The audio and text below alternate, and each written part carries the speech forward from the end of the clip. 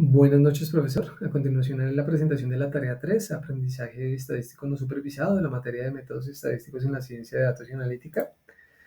Ok. Como objetivo general, he planteado examinar mediante estas técnicas de aprendizaje eh, y usando el análisis de los componentes principales para reducir la dimensionalidad de las variables, encontrar los patrones que permitan segmentarlos en diferentes grupos de datos de estos viajes históricos, con el fin de implementar un mejor modelo y aprovecharlo para la toma de decisiones en el cobro dinámico de los precios de los viajes. Los objetivos específicos, aplicar el análisis de estos componentes principales. Esto nos va a permitir optimizar el rendimiento de los modelos de agrupamiento buscando una mejor diferenciación entre estos segmentos. Construir los modelos de algoritmo, agrupamiento K-means y jerárquico con el fin de medir la efectividad de cada uno, determinando cuál se ajusta mejor al conjunto de datos. Y finalmente, explicar mediante las métricas, las medidas de resumen y las gráficas, seleccionar el modelo más robusto. Iniciando con el análisis de componentes principales, tomamos pues, todo el conjunto de datos donde se hizo una previa transformación de las variables categóricas para poder transformarlas. Y a través de esta variancia acumulada y el análisis gráfico de esa primera reducción, podemos ver que a través de la variancia acumulada y el umbral del 95%, las dimensiones necesarias que se pueden trabajar para este conjunto de datos tocan los 12 componentes, reduciendo en dos dimensiones, ya que el conjunto de datos inicial es de 14, que se puede reducir en esta cantidad. Para esta segunda gráfica podemos ver que si tomamos la variancia acumulada versus la variancia explicada individual, donde pues estas componentes, estas variables van reduciendo su importancia a medida que se va generando esa variancia acumulada, podemos ver que el número de componentes necesarios en este caso se pueden reducir a una dimensión menos, en este caso 11 dimensiones, donde se alcanza a explicar ese 95%. Y gráficamente podemos ver y a través de esta tabla de Lorentz la importancia que tienen cada una de las variables en cada uno de los componentes. Para poner un ejemplo, en la componente número 1 podemos ver que la expectativa de duración del viaje y el costo histórico son las variables de mayor relevancia en este primer componente. Asimismo, la componente número 5 podemos ver cómo en la hora de reserva de las horas de la tarde para el componente número 5 es la variable de mayor relevancia.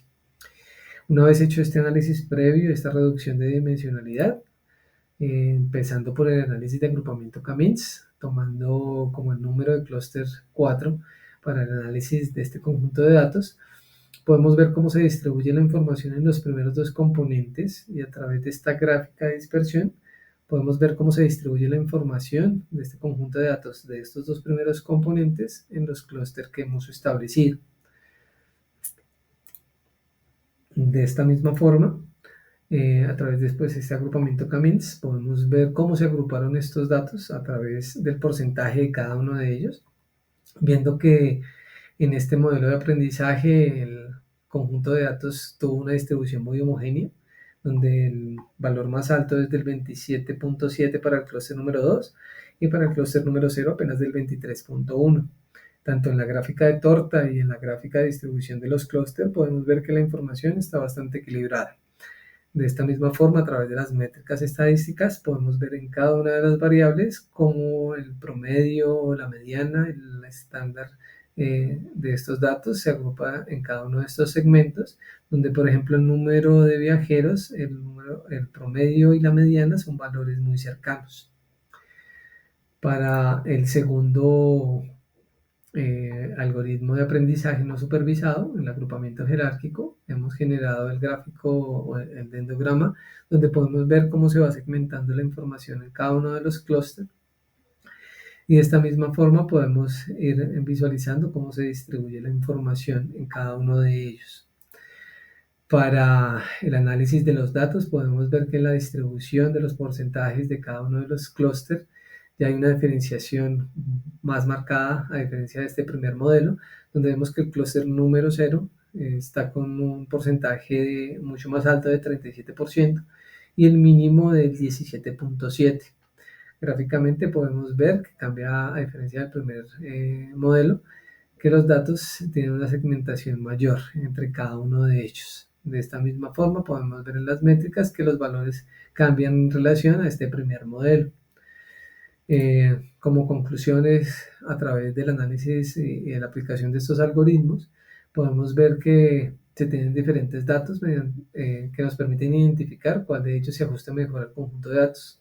Por un lado, el algoritmo Cummings obtiene una distribución mucho más equilibrada, como lo mencionaba, en un rango del 23 al 28%, mientras que el agrupamiento jerárquico muestra un segmento dominante y dos que están por debajo del 20%, lo cual hacia el primero más útil para tratar grupos de usuarios en cada clúster con su respectiva prioridad. En relación a las medidas estadísticas que se obtienen en cada uno de los modelos y el conjunto de datos, se puede concluir que cada uno puede ser aplicado en escenarios diferentes, ya que por un lado el K-means segmenta operativamente los usuarios en cada clúster, haciéndolo un algoritmo más práctico. En cambio, el modelo jerárquico explora relaciones de datos más profundas y esto genera los clústeres más diferenciados, brindando un mejor contraste.